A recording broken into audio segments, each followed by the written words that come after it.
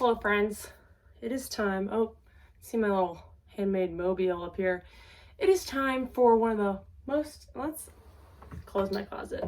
It's time for one of the most exciting videos of the year, and that is my top 10 books of 2022. Usually I do like a top 5 and bottom 5, but I read a lot of books this year.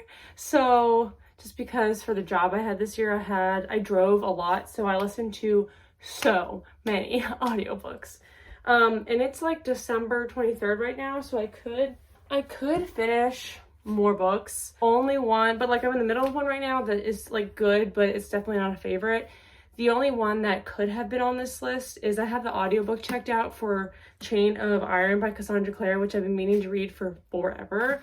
This is probably gonna be 5 stars, let's be honest, and it probably would have made this list, but I just wanted to film this before the end of the year, and I'm like wearing makeup and stuff right now, which never happens in these videos because I'm about to go to my company dinner.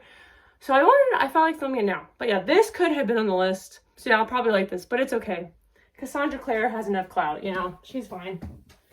So let's see, there's 2 on this list. Hold on, okay, I'm back. Sorry if the angle changed. I immediately forgot my list and it's on my phone, so I had to check that. So I'm just gonna get right in because I don't want this to be super long. But and these are books I read this year, not that came out this year. I feel like that's obvious, but maybe not, I don't know. My number 10 is If We Were Villains by Emma Rio. I'll pop a picture right here because I borrowed it from my best friend. This is like a dark academia Shakespearean like mystery that takes place at this like Shakespeare college. Like it's literally like this artsy college. And we know that the main character has been in jail for 10 years. And so we come back at the beginning of the book and like basically learn how that happened and like his group of friends and everything. And this was like a really solid read, like a 4-star read, because I only really felt connected to the main character and like maybe his best friend, but not so much the rest of like the group. So it was like a 4-star read solid until the very end. There's like the last sentence of the book, I was like 5 stars. Like the ending is so like one of the best endings I've ever read. It was so good. Sorry, my mom knocked on my door and scared the poopy out of me. So anyway, I was gonna say, if you also liked In My Dreams I Hold a Knife by Ashley Winstead, I feel like they have kind of similar vibes. And I read both of them this year, but If We Were Villains ending, like they're both really good endings, but this one edged it out just a little bit.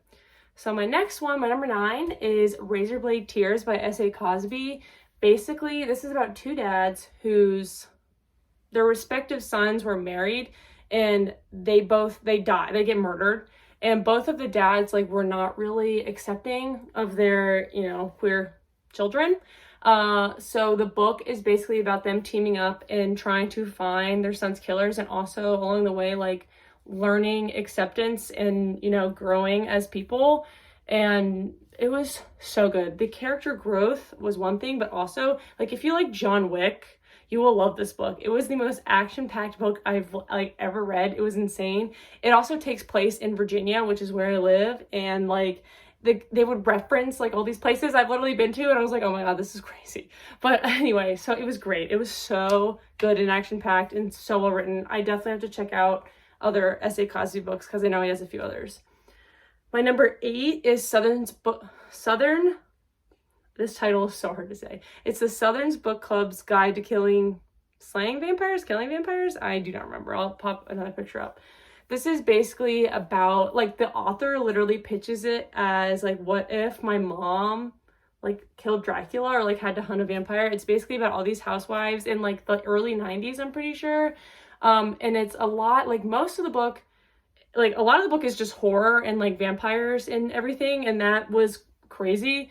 But the main message of the book is about like how nobody like gave housewives any credit and how women are mistreated, and like how the husband was the head of the household and you just had to listen to him, and how the man of the household would control, you know, the woman of the household. And also about like white privilege, because all these kids are getting murdered and they're all like black children because they wouldn't be missed. And like, oh my god, the commentary of this book is so good, especially for being written by a white man. I thought he did a good job. A lot of other people did not think he did as good of a job as I did, so you know, that is totally fine. I definitely recommend reading reviews if you know you're worried about that, but I thought it was really well done. It was really fucking scary, which usually I don't like, but like I was enthralled. And also this book made me so fucking angry. I was viscerally emotional and angry when reading this, which I mean, how it's supposed to be, but still. And also the writing itself and some of the moments, Patricia is the main character, some of the moments that she is in, the writing is so like, I keep saying visceral, but like so visceral, so detailed, so good that like I feel like I'm taking notes from Grady Hendrix, like to be a better writer myself.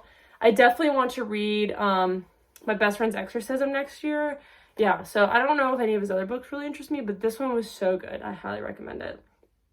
So next, I finally actually own a book, is The Wicked King by Holly Black. I actually read this and Queen of Nothing this year, but I like this one a little bit more. This series, I'm not gonna lie, is a little, like, over the test of time. It's probably not quite as amazing as it felt while I was reading it. But, you know, everyone knows what these are about. It's about this fey kingdom, Cardan and Jude. It's very, like, morally gray. A lot of fun. I don't know, I was very impressed by the plots of all three of these books and the way that Holly Black, I don't know, gave Jude, like, the way Jude just did everything. The way she thought, the way she planned things, how smart she was, how I loved how morally gray she was as a narrator, because you don't get that often, especially in YA. Well, you don't get that often in YA. I loved Cardan and Jude's romance. It was so good. This one in particular was my favorite. I really liked it. I don't know, honestly, this is just like fun. It was really solid YA. I don't think over the test of time, like, it's not an all-time favorite, but it's definitely a favorite of the year, and I'm super happy I read this trilogy because I had put it off for some reason. I read it with two of my friends, Kat and Aaron, and it was so fun to just read it with them and gush about it, and I can't wait for The Stolen Heir, which comes out, I think, next month. Next is a bit of a doozy because it is The Blade itself, and I forget what the second one's called. It's like Those Shall Be Hanged or something, or Before They Are Hanged. This is an adult fantasy trilogy. The first two books, an adult fantasy trilogy by Joe Abercrombie. Basically classic fantasy, lots of medieval war and like magic sprinkled in. I freaking loved books 1 and 2 of this trilogy. If I had to put one above the other, the second book is my favorite, but I was obsessed. I blew through these even though they were really long. And then the third book was one of the most disappointing books I've ever read in my life. You will see it in my worst books of the year. And because of that, I can't justify putting these books higher on this list. If that third book had been what I wanted, I think this would have been my favorite trilogy of the year because I loved this character named Jalal. Not Jalal, that's a fairy tale character. What am I saying? Giselle. Help me. I love this character named Giselle so much, and he gets fucking destroyed in the third book. They blow up his character development, along with everyone else's character development. So I was so disappointed, but I loved the first two books, so I can't not put them on this list because that wouldn't be honest. So yeah, I loved the characters in these first two books. I don't know, I just love classic fantasy, and I love what Joe Abercrombie was doing in these first two books until he ruined it. In my opinion. So the next one, I think I own all the rest. So the next one on my list is All of Our Demise by Amanda Foody and Christine, I always say Christine Lynn Herman. I've talked about this duology a lot on my channel, but it's basically about these kids who are put in this Hunger Game-like tournament, and they have to kill each other, and there's only one victor. And it's like magical. That's kind of what sets it apart from the Hunger Games. It is very different from the Hunger Games, so don't be afraid that it's like a copycat or anything. I think this duology is really underrated. I think a lot of people are disappointed that it's not darker, but I thought it was pretty dark for a YA, and I think it's meant to be what it is. Like, I don't think they were like trying to be dark and like weren't, I don't know what I'm trying to say. I think they went as dark as they wanted it to go. And yeah, I think it was really unique and good. And this one specifically, I love so much because of the romance between Alistair and Gavin. I thought it was flawless. The way that it developed and like the way it's like making fun of a fairy tale while also being a fairy tale, I thought was genius, honestly. The other two characters, Bryony and Isabel, were also good. I just didn't care about them. But overall, like, this was also just really entertaining. But the 5 stars I gave it was because of how like giddy and swoony and like I was literally like squealing in the car and was listening to the audiobook about Alistair and Gavin, and I literally have not stopped thinking about this book. I loved it. I thought it was so good. Definitely recommend this duology. Next is my most recent read on this list, and it's Bloodmarked by Tracy Deonn. I probably could have put this higher, but I don't know. I didn't, so oh well. Oh, I have not been saying numbers. I will put them on the screen. I think this is number 4, though. I really liked Legendborn. I read it in 2020. That's the first book in the series, but it's a little convoluted. There's just a lot of world building and stuff going on. And this one is too, don't get me wrong, but these two together, literally so good. And I also just love the world. I love the magic. I like the Arthurian magic and legends going on. This book is basically about this girl named Bree who gets enthralled in this like secret society Arthurian legend magic mumbo jumbo, and there's also a lot of talk about racism and grief and her ancestry, and so much is packed. This is a long book, and so is the first one, and so much is packed into these pages. It's great. Like, it is enthralling to read. I love these two together. Sal is like, I love him. I think I would have loved this even more as a teen, which I think is perfect because it's for teens, but I still love it now. I still give it 5 stars. And look at all these favorite parts. It was so good. Yeah, I highly recommend. The wait for the 3rd book is going to kill me. I have no idea how many books are supposed to be in this series. It says Legendborn cycle, so that leads me to believe there's going to be more than 3. I don't know. I feel like she has her overall plan. I trust Tracy. And this was great. I still can't believe this is like her first series, because this is a masterclass of writing. Number 3, I have to put Blue Exorcist on here, especially, this is the volume I read this year, volume 26. This shit was so good. You can't tell, but I have like 70 favorite parts in here. It's kind of hard to talk about because this is volume 26, but this is one of my favorite mangas of all time. It's about this kid named, oh my god, my mind just went absolutely blank. This is a bit, Rin, oh my god, help me. This kid named Rin, who, him and his twin brother are half demon, I guess. They are the sons of Satan. Their mother was human. And they go to an exorcist school. And it basically goes from there. And at this point in the series, we're basically getting to the point that Kato, sorry, I don't want to say her name wrong. That's why I was checking. I could tell that she's been building up to this whole time. And it is fantastic. It is so good. I wish they would have continued the anime. I don't know why they're not, because the series is really popular. But I don't know. And she's on hiatus right now, I'm pretty sure. So I'm upset. But actually, she might be back. But I have to still wait for the English chapters. But yeah. Number 2 is Once Upon a Broken Heart, and also A Ballad of Never After by Stephanie Garber. I don't know. I think I might like Bloodmarked more than this now that I'm thinking about it. But I read these at the right time, which is why I think I enjoyed them so much. I was kind of going through it this year, and these books are just ridiculous fun. They're so freaking fun.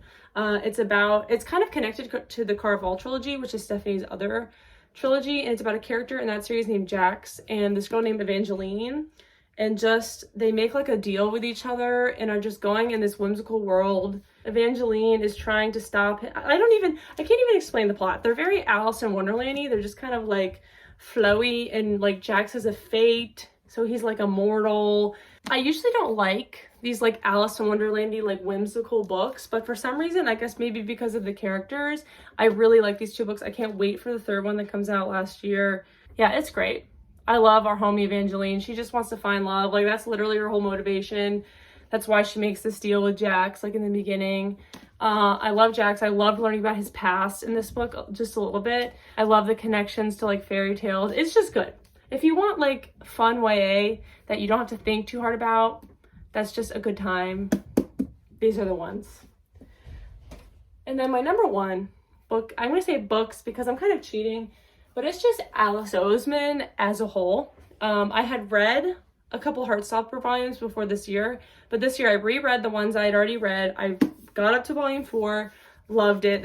Volume 4 is my favorite. I read Solitaire this year with my fiance. That is probably my favorite book of the year. Solitaire is about this girl named Tori, which is Charlie's older sister, and just about her struggling with depression. And it is really, really heavy, but it is so good. And it's about her friendship with this other character named Michael Holden, and their kind of relationship turned into something more. And like, he's also struggling with his mental health. And it is just a very true, it feels so true, if that makes any sense. And so does Heartstopper. They're just also, well, Solitaire isn't wholesome, but they're just all, this Heartstopper is so wholesome and warm.